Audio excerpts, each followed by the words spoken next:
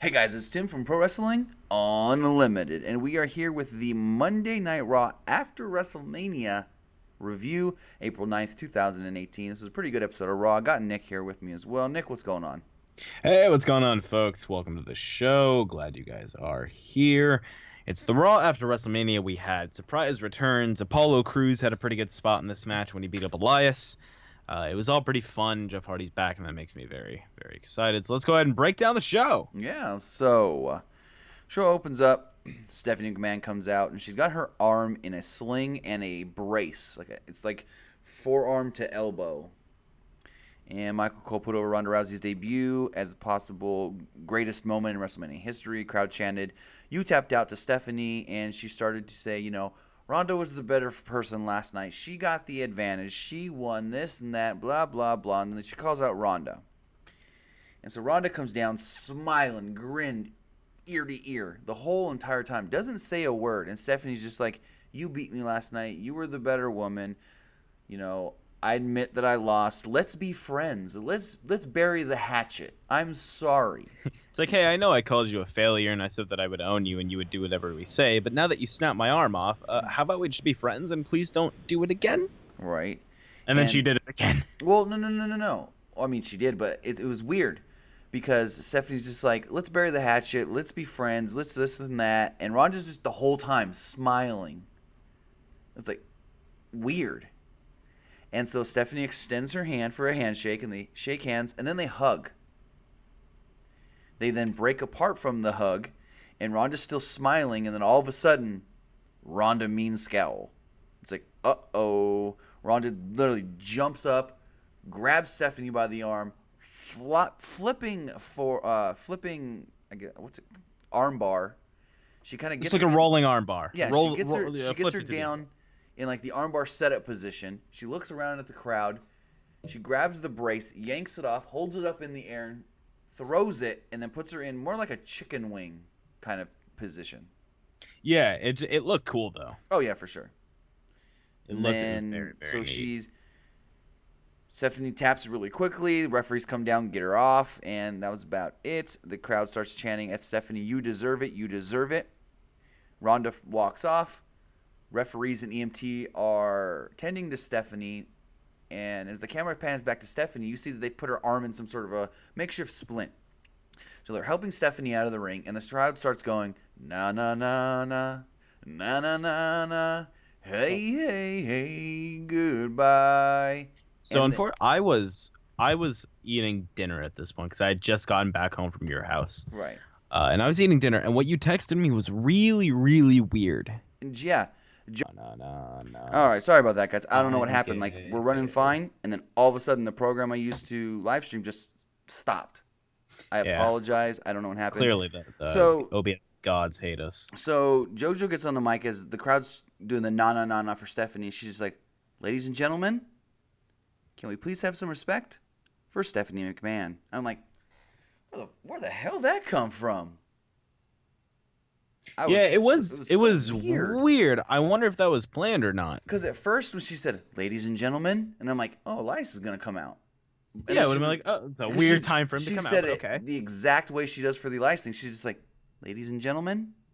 So I'm thinking, Elias. No, it was show respect for Stephanie. I'm like, where did that come from? That was the most random thing I've ever heard. Yeah, it was just weird. Fonzie, we will never use XSplit. XSplit is a lie. I don't believe in it. Oh, it's not real. XSplit's a lie. I like OBS There's better. no such thing as XSplit. Only Exhibit or DMX. You gonna give it to you. So then we got Cole, Jonathan Coachman, Corey Graves do their annual disclaimer about how the crowd tonight are hardcore fans. They're the typical know everything insider fans. It's the Raw after WrestleMania, and these fans are going to be the most rowdy they've ever been. I'm like, get rowdy. Okay, cool.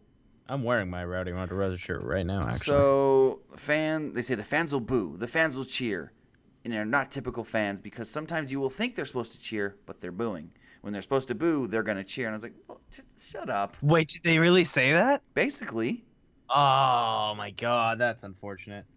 They literally said the fans will boo wrestlers that typically cheer, and vice versa. And you mean vice versa? Same thing. No, Visa isn't a word. Hey, whatever, brother. Using your fucking Visa gift card? So Yeah, I'm gonna use my how are you paying? Visa?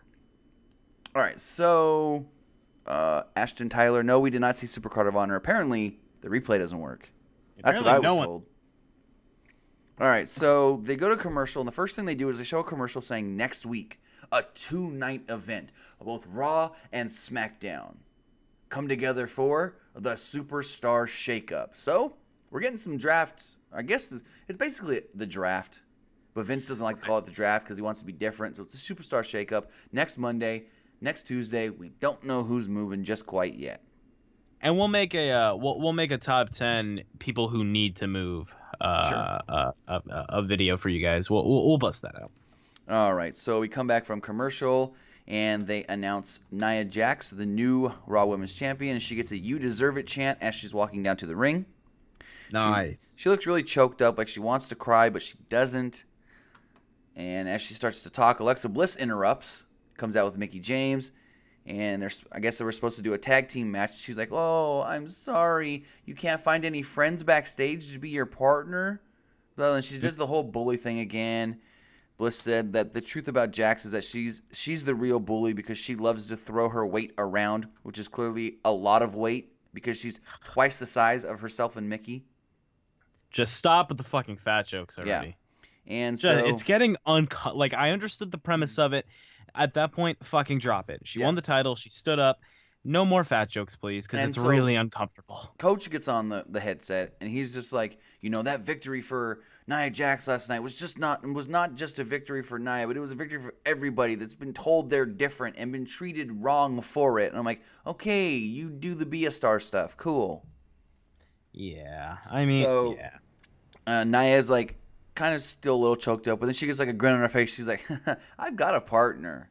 My partner is Ember Moon, and the crowd goes nuts. I love Ember Moon's theme song. Yes.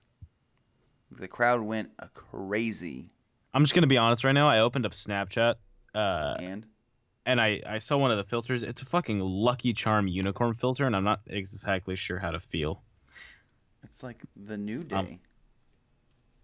It's weird, and they have an Ultimate Warrior one. Interesting. Yeah, it's pretty cool. All right, I thought I'd let them be known. That's wrestling. Anyways, so they do this match. It was a quick 3-minute match, or maybe fourth at most. Probably not even 4-minute match. Crowd popped big. So, come on, buddy. Fuck, spit it out. My headphones are fucking up, and it keeps like my headphones are. Stay, Junior. No, my headphones are fucking up, and they're throwing me off. Anyways. So Nia starts off the match with Mickie and does a couple little spots here and there, and then Ember gets tagged in and runs wild. Alexa gets in. We get NXT chants before eventually she hits the Eclipse and pins Alexa Bliss. There you go. It looked cool. I dug it. Kurt Angle for one of like X King Ginger. Yeah, you did. I remember him calling Ember Moon. Gotcha. So did I though. We got Kurt Angle backstage talking on his cell phone. Every time you see Kurt backstage, he's on his phone. Who do you think he's fucking talking to? I have no clue. Because literally, it's like he's talking about the segment that just happened. But it's like... I really want to know who he's talking to. But it's like not enough time to comprehend what just happened for him to be... You could tell they're pre-taped segments because of the way... I'll say later when something else happens. Yeah. So Kurt's talking to somebody on his cell phone when Strowman walked up. Angle said, congratulations on winning the Raw Tag Team Championships last night, and says, hey, where's your partner? And Braun goes, oh, he's right here, and he moves out of the way, and there's Nicholas behind him. Savage Monkey says, you guys... Savage Monkey says, you guys are gay. Fuck, he sure got me. Oh, shit. Crowd goes nuts when Nicholas appears on the screen. Strowman says, unfortunately, we have to relinquish the Raw Tag Team Championships because Nicholas has a little bit of a scheduling conflict. And Kurt kind of looks at him and he goes, it's the 4th grade. And I'm like, okay. Could you imagine walking into 4th grade class? Like, hi, Miss Johnson. And then she goes, oh, Nicholas, I see you were absent last night. Where were you? She pulls out of his backpack a fucking title and Braun's t-shirt and says, that's where I was. He was wearing a Get These Hands shirt. Anyways, Braun goes, as soon as he graduates, though, I want him to come back and he can win the championship with me again. And Nicholas said, someone will be getting these hands, and they hand the championships over to Kurt. I thought the Nicholas thing was just cute. I thought it was Yeah. nice. I think it's I want to know. their way of getting. It was their version of the Super Bowl Justin Timberlake selfie kid. Yeah, exactly.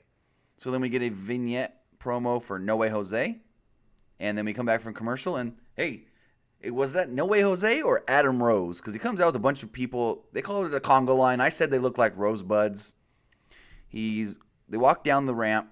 They walk all the way around the ring, just like Adam Rose used to do. He gets in the ring and has like a 30-second match with some jobber. He does his wind-up punch. His like pop-up, a wind-up pitcher punch, whatever it's called. And that was it. There you go. And then I think it was Coach was like super confused on what was going on. He was like, "Wait, what is this?" And Cole goes, "You gonna go?" Oh no, it was Graves. He goes, "Coach, go join the Congo line. Get out of here." Yeah, Coach seems like the kind of guy sitting there. He's like, "Hey guys, I don't actually like wrestling anymore. What the fuck's going on?" All right. So then afterwards, Cesaro and Sheamus walked into Kurt's office. He goes, "Hey, we heard that the titles have been relinquished. So can we just have our belts back?" And Kurt goes, "Well, no, you can't just have them back, but you will get a championship opportunity at the Greatest Royal Rumble. You guys will face another team." And he goes, what did he call it? He called it the Tag Team Elimination something. Tag Team Elimination Tournament? I don't know if he used the word tournament. Tag Team Apocalypse. No, Tag Team Eliminator. Got it. He called it the Tag Team Eliminator. Four teams will face off. Really dumb. Yeah, four teams will face off tonight. And then the winners will face off next week, and they will face Sheamus and Cesaro for the Raw Tag Team titles, the vacant titles, at the Greatest Royal Rumble on, I think it's the 27th. And they were just like, okay, cool, fine, we're cool with that, whatever. We then had the first of the two tag team tournament matches. It was the Revival versus Anderson and Gallows. Really, a lot of really quick matches tonight. This match maybe was 3.5 minutes. Carl Anderson got a hot tag, kicked Scott Dawson across the face, hit a neck breaker. Anderson hit Dash with Wilder with a Pescado, then followed with a spine buster. Wilder made the save. Wilder got a blind tag, and then they hit the Shatter Machine on Anderson for the victory. Shatter Machine. Best fucking tag team in the world gets away. I tweeted out, "Do my eyes deceive me? Revival, did they actually win a match on the main roster?" Don't you fucking disrespect, dude. Nothing but respect for my president. Revival. Both of them are presidents for me. All right, so then they said next up after the commercial break will be the new Intercontinental Champion, Seth Rollins. So Seth Rollins comes out, and right when his music hits and it does the burn it down, I've never heard the crowd louder. When they were like, "Burn it down!" And they did it again when he came out for the main event match, just as loud, if not louder. Mm-hmm. And so he gets into the ring and he goes, "Wow, that was the loudest burn it down I've ever heard." And then he goes on to say, "I finally did what I needed to do. I became a Grand Slam champion. Yes, I was the last one of the Shield to do it, but now all 3 members of the Shield are Grand Slam champions." That's neat. I like that little tidbit. And then he goes, "Now you can just call me Grand Slam Rollins." Oh, please don't make that a shirt. And the crowd started chanting, "Grand Slam Rollins." This is really dumb. Finn Balor then comes out. Didn't do his usual entrance. Balor congratulated Rollins. Balor said that Rollins was the better man at WrestleMania, but it was a triple threat and he didn't lose. So he wanted a championship match. The two shook hands and it looked like they were going to set up a match when The Miz came out with Dallas and Axel. Miz said, "Finn, you didn't do anything to deserve a rematch, but since I'm the former champion, I'm owed a rematch. It's in my contract." He said, "I want my match." Or first he goes on to say that my baby Monroe Sky watched our match last night. My wife Maurice said that when she saw you defeat me, she began to cry. She was so upset. And because of it, my wife Maurice was upset and she began to cry. And when she told me this later on in the night, I will admit, I myself as a grown man cried as well. And Seth goes, "Well, you want your rematch? Let's do it tonight." And he goes, "No, I get to make that match, and I wanted a Backlash." There you go. Confirmed title match. So then, weird that he didn't do it immediately, but okay. And it's technically the next pay-per-view if you don't count the Greatest Rumble. Exactly. Well, that count as a? Even though the title is going to be on the line at the Greatest Rumble, because all titles are on the line, all male titles are on the line. Exactly. So then it looked like they were going to do some weird 3-on-2 thing with Finn and Seth Rollins and then Miz and the Miztourage. And then all of a sudden, Jeff Hardy's music hits. Jeff Hardy comes out. I really wish it was that old theme song, the writing on the wall theme, not just the I get what Hardy you're Boys saying. theme. Yeah. And you see when you're Well, right. it's kind That one. of, we don't know exactly what they're doing with Jeff because they've teased him We'll as get to it. It was two different weird. things. So he came out here, and my first reaction was, okay, Jeff's a singles guy. He's getting in the IC title picture. That's sick. I liked it. Comes down. You Comes think he'll down. ever, Go for it. I was saying, do you think he'll be an IC champion again? Maybe. I think so. Maybe. I say if not world title, IC title. I don't see him being the world champion. No. Exactly. So then they evens the odds. Miz and the Miztourage leave because Miz is like, we're in these high-dollar fancy suits. We ain't getting these messed up. And they just leave, and that was about it. And then after the commercial, we do learn that the main event will be a 6-man tag team match with Miz and the Miztourage taking on Seth Rollins, Finn Balor, and Jeff Hardy. There you go. So then Mandy Rose comes out to take on Sasha Banks in what was almost like a 7-minute match, one of the longer matches of the night. Not much did happen in this match. Bayley did come down.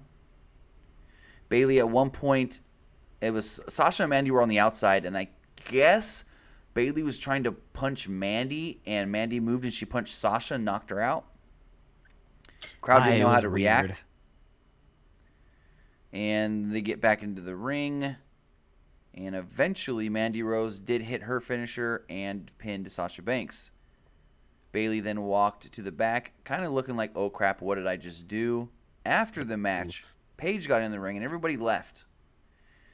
And Paige goes, unfortunately, I never wanted to do this, but I have to announce, due to my neck injuries, I can no longer be an in-ring performer. Crowd started chanting, thank you, Paige. Paige then says, I want to thank all the women in the back, all the women that helped make this division as great as it is. She then goes on to say that I want to thank my family. I want to thank my family for helping me get to where I have today. She then says, I want to thank Daniel Bryan. Last night at WrestleMania, Daniel Bryan returned from a career-ending injury. He showed me that there is hope, that there can be hope if I ever want to come back. She finally says, I also have to thank Edge. Edge is backstage right now, and he had a talk with me. He let me know that just because my career may be over, that doesn't mean that I can't do other things. I can't still continue with my life and make something of me as he has now as an actor. She then said that she wanted to retire in New Orleans because 4 years... I know that we're not online. All right, so she said that this is where she debuted on the main roster, and this is just... It felt right for her to come back here. Or to... not come back here. It felt right for her to retire here.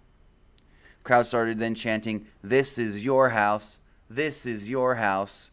And then she gets on the mic and says, this will always be my house. She pulled out a Paige t-shirt that she had around her waist, laid it down in the ring, and walked off. She was crying, and I don't blame her. There you go. I'm going to be honest, they're throwing the phrase trailblazer they called her around. Trailblazer, that's right. They called her a trailblazer, and then they call Alundra Blaze the trailblazer, and then they called Ivory a trailblazer. It's like, okay, this word's lost a lot of fucking significance since you started using it to describe every woman on the roster. I understand wanting to put them highly. Just say that she was an important member. You don't have to use the same phrase that everybody else gets over and over and over. I forgot to say something. That's just my opinion on it. I forgot to say something about Ember. She may have a new nickname. Oh, yeah. When she came out, Corey Graves called her the War Goddess. Yeah, it was pretty dumb. I was like, what?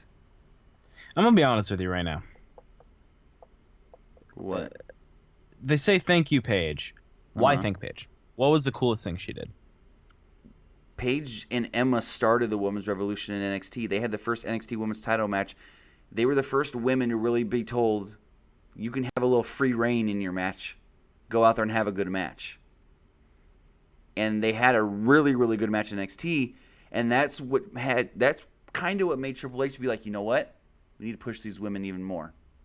Mm-hmm. So they were kind of the catalyst for like... Exactly. Like AJ was the big catalyst on the main roster, but they really saw it with that Emma Paige match in NXT, which then led to the Charlotte and Natalya match in NXT, which then led to everything on the main roster.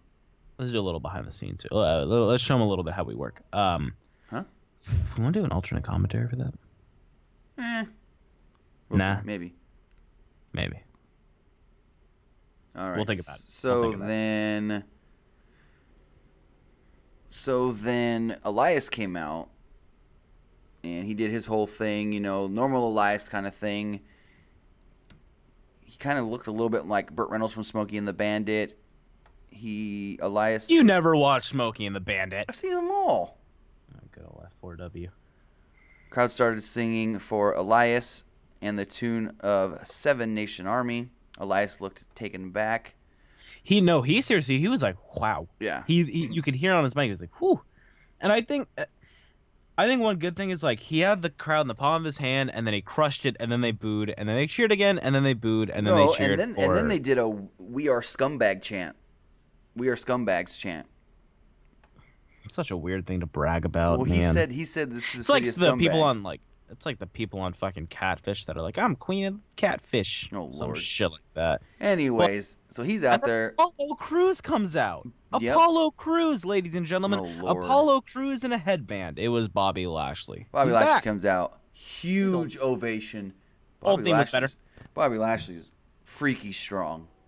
Oh, fuck. He got him in that suplex, and then I saw him, like, gesture to the crowd, like, get loud. I'm like, holy fuck. And then he stood just hold him, and then he turned around and faced the hard cam. I was like, oh my god. No, he herks him up for the suplex, and he's just standing there for a second.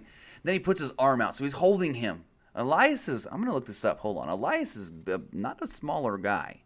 Elias is Elias.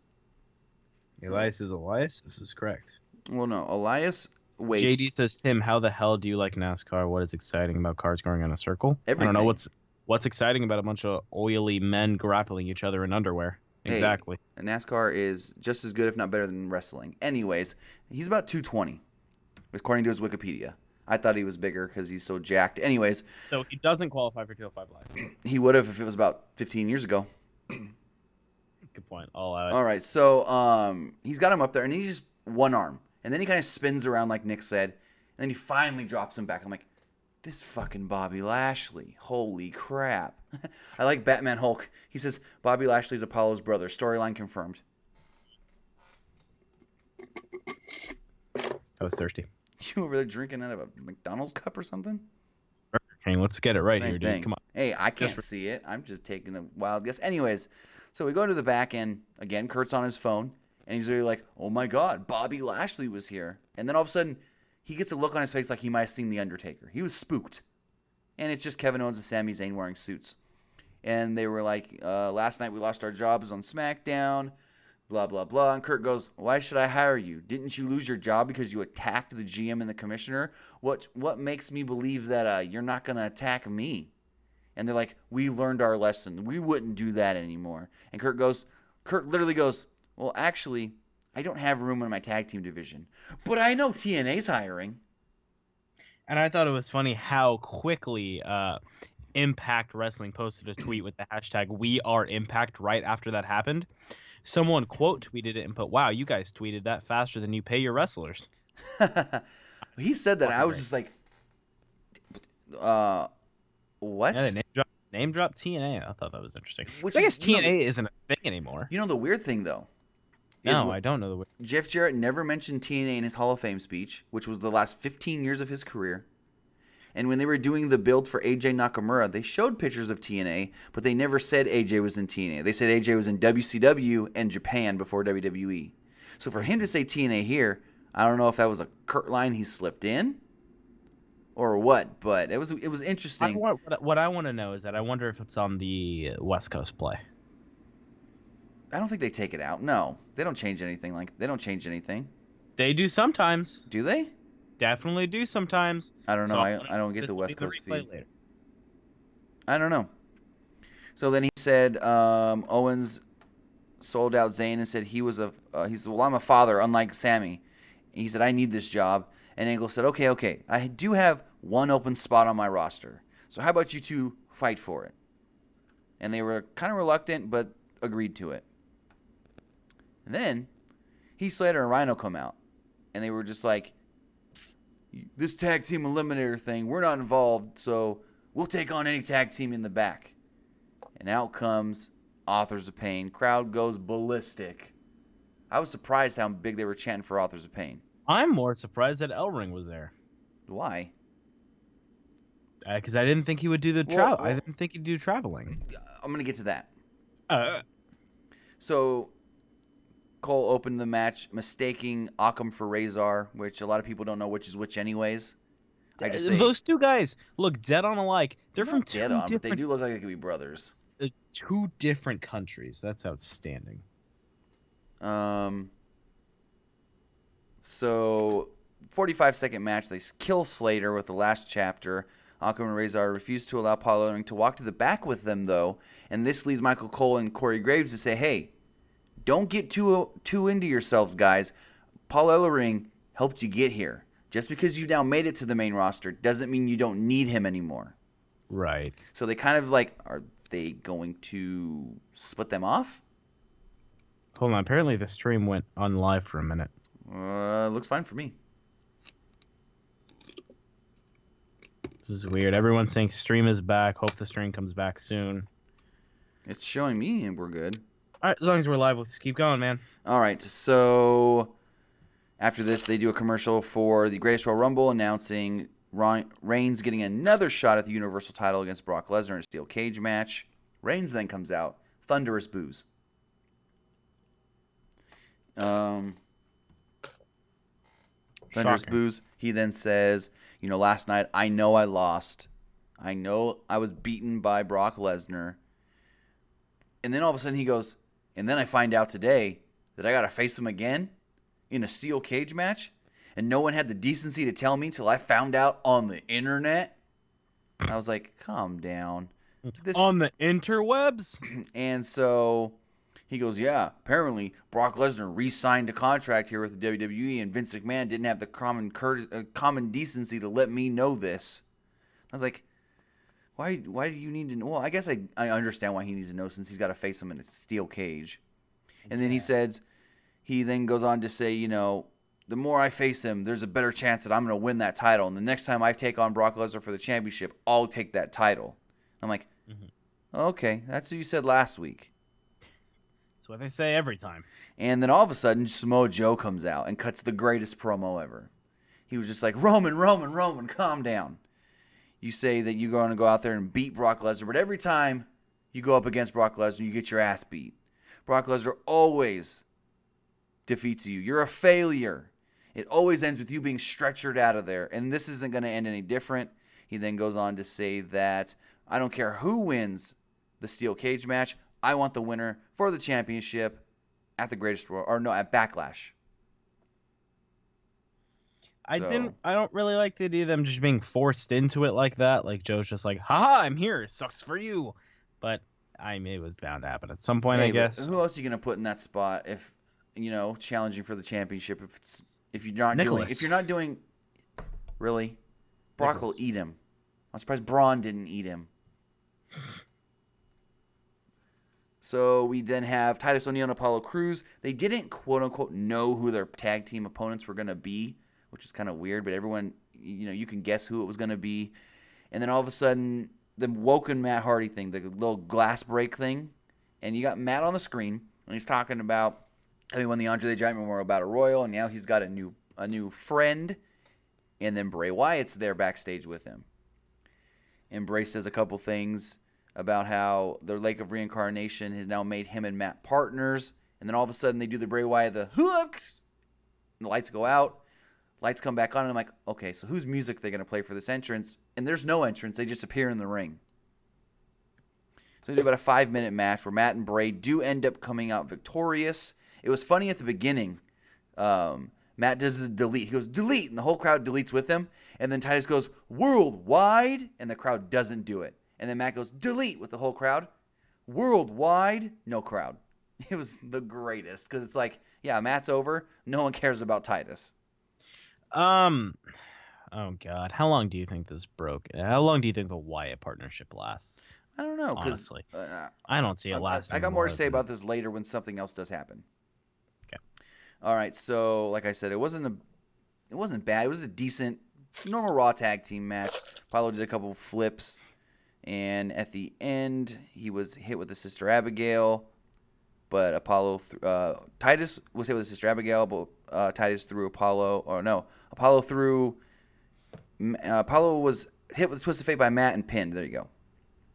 There you go. So then we learned that next week it will be the Revival versus I don't even know what to call them, Matt and Bray, I guess. They don't have like an official name yet. I'm glad they didn't call him Awoken Bray Wyatt, though. Mm-hmm. At least not yet. Hopefully they don't. So the winners will then go on to the Greatest Royal Rumble to take on Sheamus and Cesaro. They then played a Backlash commercial stating, hey, it's co-branded. And then we had a great 10-minute match. Kevin Owens and Sami Zayn, which ended in double countout because both men beat the shit out of each other, and they couldn't get back to their feet, and they couldn't get back in the ring. Match was amazing. Yeah, it was fantastic. Zayn hit a top rope Conhilo immediately. Owens recovered almost instantly and tried to powerbomb Sami Zayn on the apron, but Zayn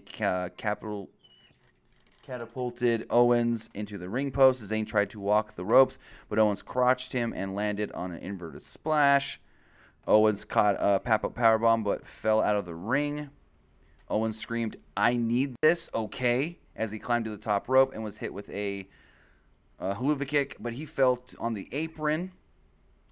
And then eventually the two just kept fighting and fighting until eventually they were just both out.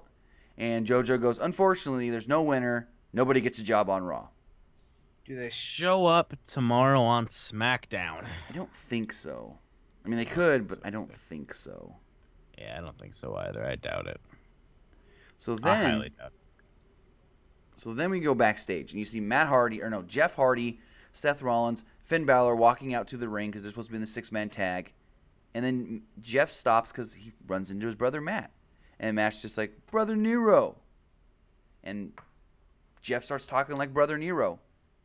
And he was like, I saw that you won. What did he call it? He's like, I saw that you were victorious in the giant battle of the Andre or something like that. That's fucking stupid. He's talking like, the broken. He's talking like an idiot.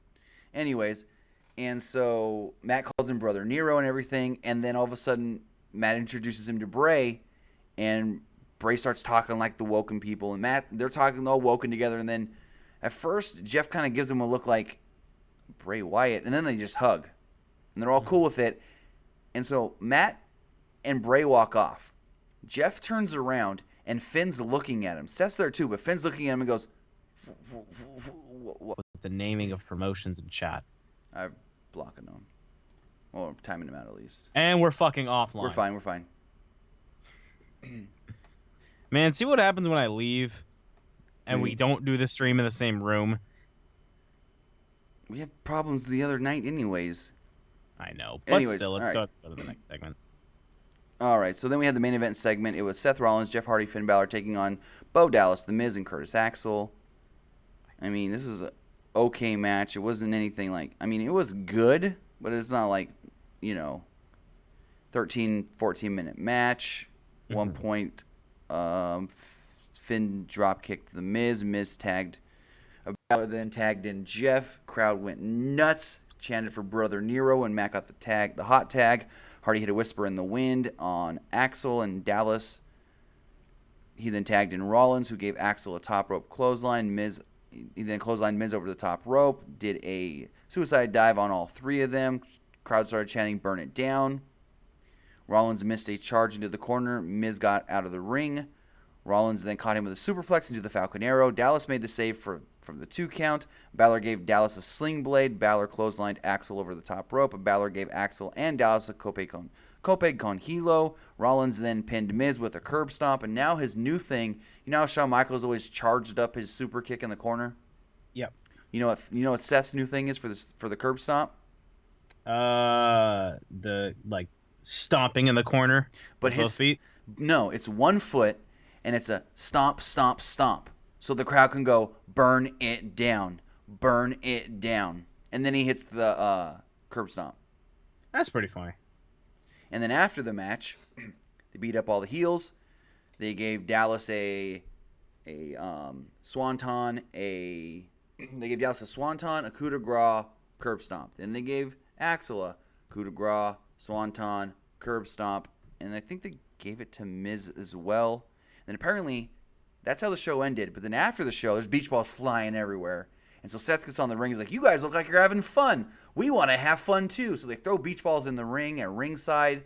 Jeff and Seth are throwing them back in the crowd. Finn's kicking them into the crowd. What the hell? They say no beach balls, but then the wrestlers are playing with them.